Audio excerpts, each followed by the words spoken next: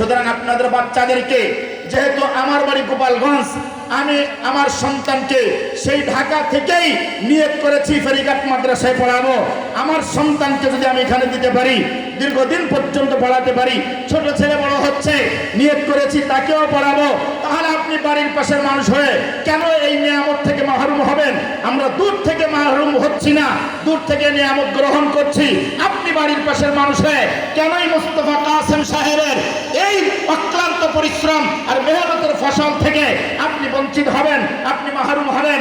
উদাত্ত আহ্বান জানাই মোল্লাহাটবাসীকে, উদাত্ত আহ্বান জানাই গোপালগঞ্জ, দক্ষিণ গোপালগঞ্জের মানুষকে, এই মুসলমান ভাইরা আসুন, এই মেহনতের ফসল আপনারাও যেন ভোগ করতে পারেন, সচেষ্ট হন, চেষ্টা করেন, আল্লাহ আপনাদের মঞ্জুর করেন। সবাই বলেন আমিন।